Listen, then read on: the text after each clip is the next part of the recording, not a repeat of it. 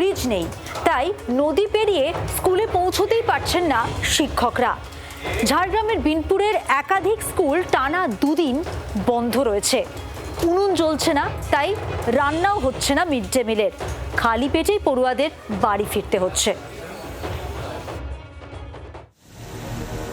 টানা বৃষ্টিতে বিপর্যস্ত জনজীবন। এই বৃষ্টি শুধু দৈনন্দিন জীবনযাত্রাতেই প্রভাব ফেলেনি, বৃষ্টির জন্য একবেলা পেট ভরে খাবারটুকুও পাচ্ছে না ঝাড়গ্রামের পড়ুয়ারা। টানা দুদিন স্কুল বন্ধ থাকায় মিড ডে মিল না পেয়েই ফিরছে তারা।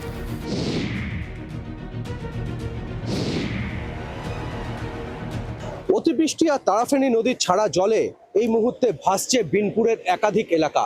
আর তারই জেরে বিনপুরের বেশ কিছু প্রাইমারি স্কুল ইতিমধ্যে কিন্তু বন্ধ। কয়েকজন শিক্ষক তারা স্কুলের কাছাকাছি পৌঁছালেও স্কুল পর্যন্ত তারা কিন্তু পৌঁছাতে পারেনি।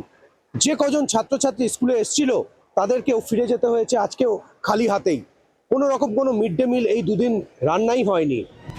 ঝাড়গ্রামের বিন্দাধরা ও ঢোলভাঙ্গা স্কুল দুদিন ধরে সম্পূর্ণ বন্ধ।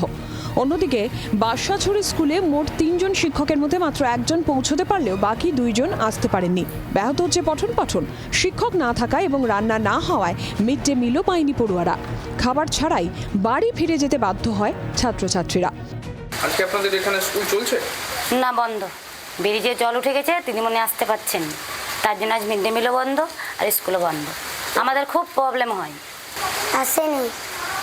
কেন আসে না? জল বেড়ে গেছে। জল বাড়লে কি স্কুল বন্ধ থাকে? আমি একাই স্কুল চালাচ্ছি, বিদ্যালয় চালাচ্ছি। মোট আমরা 3 জন আছি, 2 জন অনুপস্থিত, আমি একা এসেছি। তারা কি ফুল টাইম? হ্যাঁ, না, একজন ফুল টাইমার, একজন প্যারা টিচার। নদী পারাপারের সুব্যবস্থা না থাকায় বর্ষার সময় এমন পরিস্থিতিতে চরম ক্ষোভ প্রকাশ করেছেন অভিভাবকেরা। টানা বৃষ্টিতে তারাফেনী নদীর জল এতটাই বেড়েছে যে নদী পার হওয়া কার্যত অসম্ভব হয়ে গিয়েছে। স্থায়ী ব্রিজের দাবি জানাচ্ছেন এলাকার মানুষ। পড়ুয়াদের শুধু আসা যাওয়াই হয়েছে, বেশিরভাগ পড়ুয়ারা তারা স্কুলে পৌঁছাতেই পারেনি। ফলে চরম সমস্যার মধ্যে কাটছে এই সমস্ত এলাকার শিক্ষক এবং ছাত্রছাত্রীদের। তারাফেনী এলাকা থেকে সৌরভ, জি24 ঘন্টা। বাংলার আওয়াজ, বাঙালির আবেগ, জি24 ঘন্টা।